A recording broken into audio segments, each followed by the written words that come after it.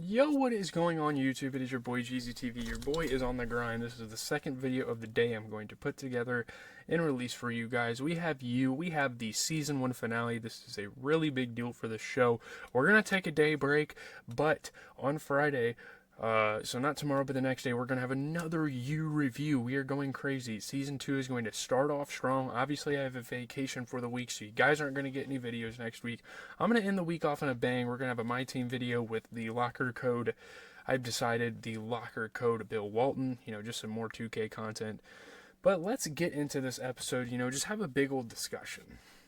So we figure out that in the end he killed her, and I didn't really expect this. I honestly expected this to be a whole show relationship, but holy shit, Beck died in the first season. I can't remember the last time I've watched a show and they've killed off one of the best characters, like one of the most major characters in the first season.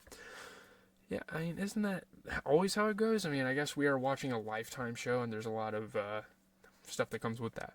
So on our way to what felt like an inevitable conclusion, we got what turned out to be a totally muddled and sloppy treatise on violent men, the way social media renders us basically helpless against those who would use it to do us harm, and how everything you think is romantic is actually creepy as hell. It brings me no joy to tell you that after having given it more thought than I have ever planned on giving the series, I'm convinced that You wasn't just the harmless but ridiculous semi-escapist fare I was expecting. At its core, it is as toxic as the masculinity it purports to be taking down. So, yeah, it's a very fucking toxic show.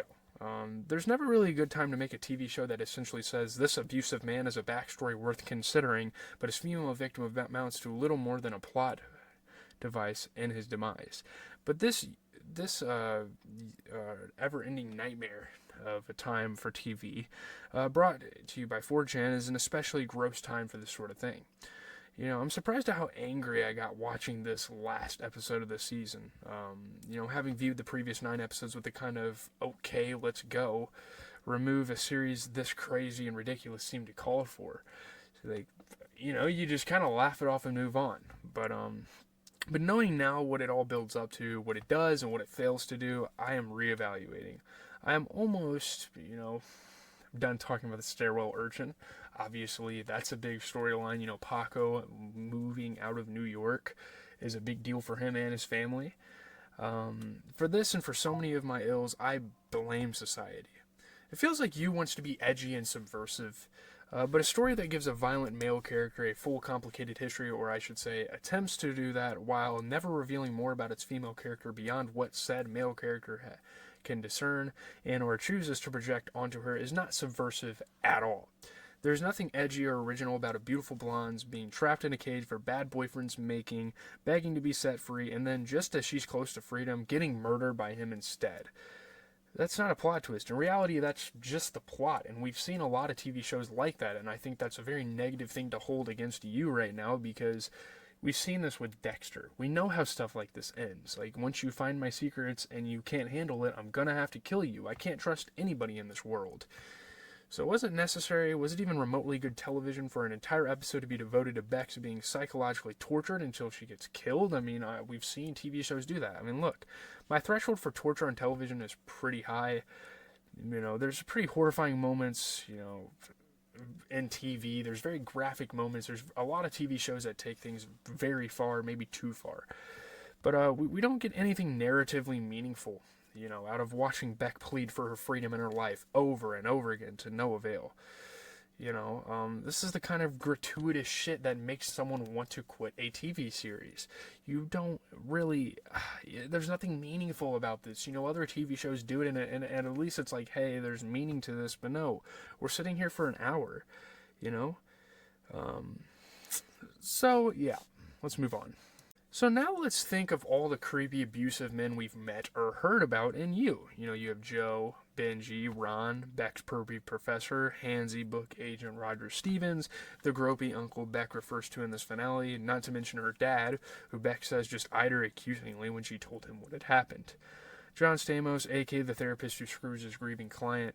What is the function of this murderer's row of scumbags? I mean, what does this do if you're going to end up killing the girl that is affected by these people? You wants to be a deconstruction of pop culture romance tropes. You can't tell me that's crazy, Joe tells Beck about his secret stash for stolen underwear. That's not crazy. Like, what is this show trying to do? Trying to have Joe justify himself here? What the hell is the point? It's the stuff of a million love songs. The dark side of the romantic stories fed to us from such a tender age we can't remember a time before we knew the ending happily ever after, is worth interrogating, and certainly the tone you aims for one of snarky episode could be a good approach. But you doesn't seem to know what to say or how to say it. It's miles behind, say, a crazy action girlfriend to cite the best episode of a show that's actually nailing this commentary on the thing while also being the thing. So back in her own telling, though this is untrustworthy because it is said only to convince Joe that she loves him and will help him frame John Stamos, ask herself, isn't this what you wanted? Didn't you want to be saved? I mean, maybe. But something like 90% of the episode shows Beck sobbing and screaming for a rescue that not one but two male characters deny her. Thanks for nothing, Paco. Like that really just adds salt to the wound and makes it like even worse for you to watch. It's like, wow, not even Paco wants to save this girl. And you're trying to justify Joe as a character, but he's infecting this young kid. Like, oh, murdering someone's okay if they did something to you. Like, what? Her self-absorbed Paco girlfriends, of course, are nowhere to be found, having failed to see through Joe's elaborate ruse about a writer's retreat. And fair play, it makes sense why they would believe that she's on a retreat, because she's trying to lift up her career and she's actually got something legit going for her right now. But still, man, the one woman who does get saved in this show is Claudia, Paco's mom. The finale sees Claudia getting loaded onto the stretcher in the back of an ambulance with Ron at her side. Victim insists it was an accident. Of fucking course she did. She doesn't want to ruin that relationship.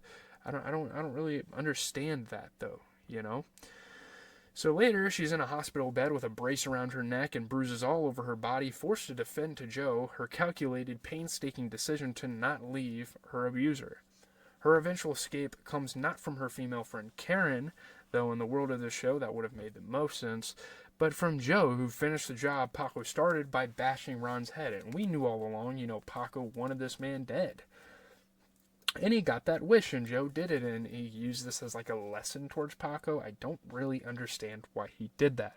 And it's kind of unclear if Joe would have bothered had the kid not been in the picture, which is to say, if there hadn't been a boy to make Claudia's life important enough for Joe to save. I mean, this is all happening because of Paco. The rest of these characters are pretty much fucking meaningless. Again, Joe's doing these things for Paco. Obviously, Claudia makes the ultimate decision to move away and start a new life. But Paco is a driving force behind that whole family storyline in this show. So is you trying to say that women do in fact need men to save them? Or that they don't? I mean, is it that all men are violent monsters and are bystanders who will always choose a relationship with men? See Paco leaving Beck in the basement out of loyalty to Joe, or that only most of them are? There's a lot of things that this show is trying to say. It's very confusing. Now, obviously, Joe is our classic unreliable narrator. Obviously, we aren't supposed to buy his perspective as an accurate one. But the show never shatters Joe's vision of the world, never, questions it at all. They just kind of go with it, and they just kind of let this guy be the narrator and the main character. So instead, at all crucial junctures, it affirms him arguing that, yes, Beck's life got better once he intervened behind the scenes, that Peach, Benji, and Ron deserved to be punished for their respective crimes, that Beck's surviving friends are vapid narcissists, that the only way Claudia and Paco could ever be safe from Ron is if Joe, and Joe alone, committed his third homicide in 10 episodes. Again, I'm not a killer, guys. What the fuck are you doing then? So, because we see everything from Joe's perspective, we are prevented from seeing anything Joe fails to see, including Beck's full humanity, which is a really big... I mean, maybe the show is trying to do that on purpose, but this is a very big weakness I see with this show. His comeuppance, the no-duh return of the not-dead Candace, hardly undoes that damage. Joe's flashbacks with Candace and with Mr. Mooney take up a considerable amount of screen time. These scenes are comically vague and not in a good art doesn't give you all the answers way, just in an okay, but seriously, who the fuck is this person and how did it become a serial killer way. They really give, there's a lot of clunky symbolism, kind of going on with these flashbacks. No crucial biographical information about Joe is given to us until Mooney word vomits a bunch of exposition in the season finale. It's frustrating to say the least, but it's better than nothing, which is exactly what Beck gets. She gets absolutely fucking nothing. For all of her contributions to the show, boom, you get nothing. Nothing at all. You treats us to 0 Beck flashbacks and almost 0 Beck voiceovers. She is introduced to us mostly as a figment of Joe's obsession, with the ostensible promise that this outline will be filled in with her real personality as the series progresses. But no, they decide to literally kill her in the first season. This shall upend Joe's and our expectations and reveal who she truly is, supposedly. But this never happens. They set up for something that literally never happens, and I find it very interesting. Sure, we met Beck's not actual dead dad, and for a minute it looked like relations between them were starting to move forward to an honest, interesting place, but we never see or hear from him again. We never see Beck's mom at all, and aside from a brief phone call wherein Beck mopes about her money running out, we never hear from her either. We never hear from her mother, ever. We are talking about a major character in a TV show, and we don't get a lick of screen time. We don't get a lick of background information about her. The only context we get for why Beck is the way she is, why she is particularly vulnerable to the tactics Joe deploys, comes in her Frame the Therapist fable, which is to say, in a version of her life story packaged with the sole intent of winning Joe over. It is Beck pretzeling her narrative into a form she thinks will appeal to her abuser.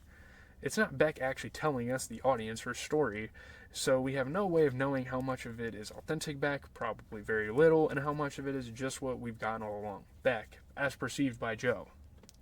Which again is just, I think, a dumb move by the show. I just don't understand it.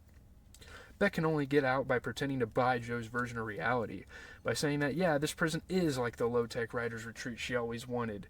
And it's true, no guy has ever done anything like this for her before. Of course she doesn't hate Joe, she couldn't possibly, she's just trying to understand him. In a peak girlfriend moment, she even apologizes for being crazy. Like, what the hell are we doing here? Why are we even trying to justify this shit from Joe? I know that's the whole point, I know he's the main character, but what the hell, dude? She submits to Joe's very whim, and then he kills her anyway. I mean, is anybody excited for season 2? I mean, it was a good episode and all, sure, there's a lot of shock value with what happened here, but my goodness, is there really that much to be excited for season 2? I really don't know. We will have to find out and see kind of how they formulate that, and how, yeah, again, it's kind of put together, and what stories. Obviously, Candace might be cool if we at least get to learn about her, unlike Beck, but I think that's a big mistake that the show made, is just 0 background information about Beck. It just doesn't make sense at all. It really doesn't. So that's going to do it. Leave a like, comment, and subscribe. Here in a couple of days, we will start season 2. Kind of frustrated by the end of the season, but again, some crazy shit happened. Some stuff was necessary, some stuff was unnecessary, and some stuff is like, why the hell would you decide to do that with your show? So, yeah, again, tomorrow we're going to have an NBA recap because there should be there is a game on. There's a Western Conference Finals game, so if there's a good games, NBA fans, see you there. Peace.